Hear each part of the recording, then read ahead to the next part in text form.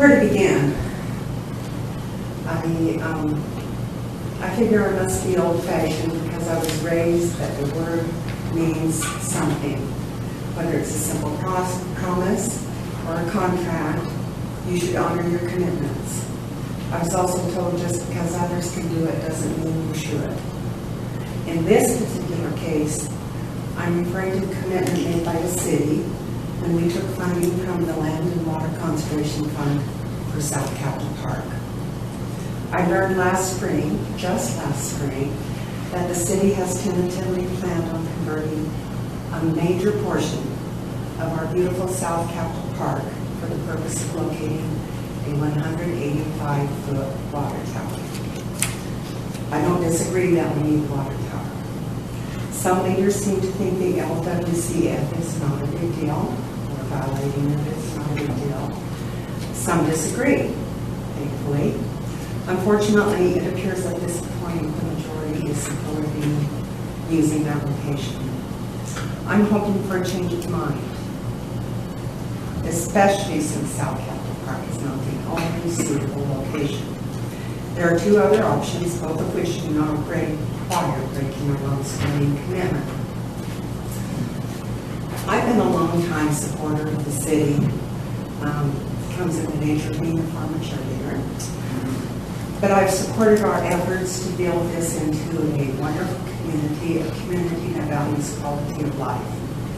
I've supported increases in salary for city workers, for first responders, even if it took a tax increase. I managed the construction of a band shell in the park also many years ago. I served 4 years on the committee for the city grants. I think most of you remember that. I want to assure you, I am not someone who looks at every action the city takes, tries to find something wrong with it, pick it apart, or whatever. I try to be part of the solution and not part of the problem.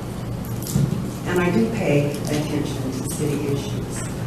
I was well aware of the controversy over even thinking of removing the water tower because it's a landmark.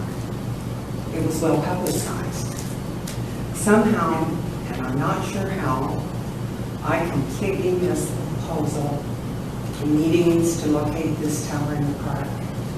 I think someone dropped the ball because even today, when I talk to people, and I like to ask them at the store, and I'm chatting in line, I'm that person, how do they feel about putting a tower in the park? Most don't even have a clue that that's on the horizon. One, very cutely, replied, so we're going to pave paradise and put up a parking lot. I said, well, not exactly a parking lot. I haven't seen anyone or met anyone who thinks it's a good idea. Even with all that in mind, it's very difficult for me to come forward and publicly denounce this proposed action. It's not my standard grading procedure. But when the city entered the contract and accepted the premises and commitments in that contract, I believe we should honor it. We gave our word. We signed it. Not just a moral, but a legal commitment. We should keep our word. Period. It is the honorable thing to do. And it's not as if we don't have other choices. This isn't there or nowhere. There are two other suitable locations that have been found so far. They don't require ruining an established park. They don't require a small, and I would call it a low to middle income neighborhood to lose the essence of their neighborhood park. It also doesn't require removal of beautiful towering shade trees that will take decades to grow back, to replace it with a 185-foot structure along our award-winning river walk. I really hope and urge you all to reconsider, to change course, and to find a different location. I think it's the honorable thing to do. Thank you for listening to me. Thank you, Ms. Hampton.